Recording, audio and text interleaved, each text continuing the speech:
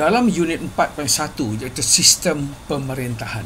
Ini kita akan lihat bagaimana sistem pemerintahan di Thailand dan Filipina dari tahun 1900 sehingga 1999. Pertama, kita kena faham apa yang dikatakan sebagai sistem pemerintahan.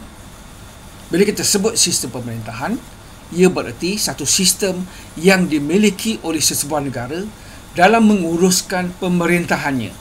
Ini seperti yang saya jelaskan sebelum ini, antara sistem pemerintahan yang paling tua di dunia ataupun yang paling awal digunakan dan diamalkan dalam mana-mana negara di dunia adalah sistem pemerintahan bersifat monarki ataupun sistem raja berkuasa mutlak.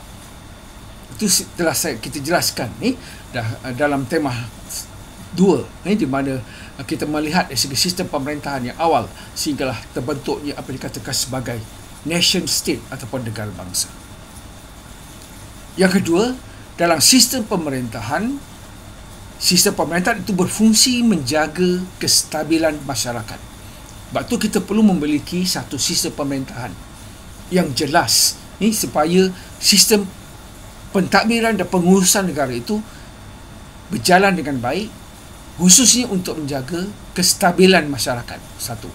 Kedua, menjaga tingkah laku kaum majoriti maupun minoriti, menjaga kestabilan pemerintahan, menjaga kekuatan politik,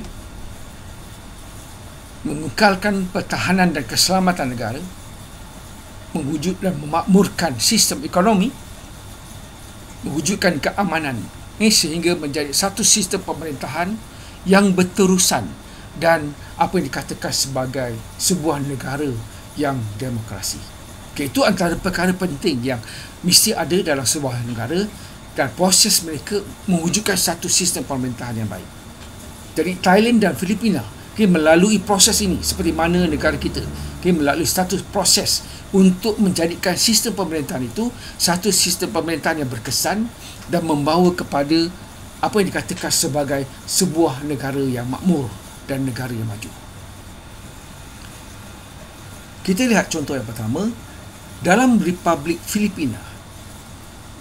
Filipina mengamalkan satu sistem pemerintahan yang diketuai oleh seorang presiden. Namun, pemerintahnya tidak bertanggungjawab kepada parlimen. Dia berbeza dengan negara kita. Ini kalau kita lihat, kalau kita nak berbandingkan sistem republik dengan sistem raja berperlembagaan. Di mana parlimen merupakan sebahagian daripada badan eksekutif. Sebab Perdana Menteri juga adalah seorang ahli parlimen. Yang kedua, menteri bertanggungjawab kepada presiden kerana beliau berkedudukan sebagai ketua negara. Jadi, kabinet yang diwujudkan oleh Presiden Filipina, dia akan bertanggungjawab. Ini di mana menteri-menteri yang dilantik oleh Presiden Filipina akan bertanggungjawab secara langsung kepada Presiden yang juga merupakan ketua negara dan ketua kerajaan. Berbeza dengan Thailand.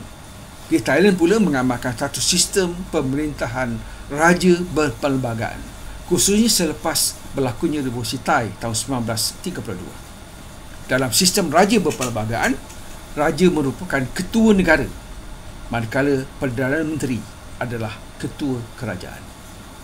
Jadi, kedua-dua negara ini, sama ada Filipina ataupun Thailand, menyatakan mereka mengamalkan sistem demokrasi berparlimen, di mana dalam sistem pemerintahan mereka, parlimen itu menjadi asas kepada proses untuk menggubal undang-undang yang termaktub di dalam sebuah perlembagaan, iaitu undang-undang yang tertinggi di dalam sesebuah negara.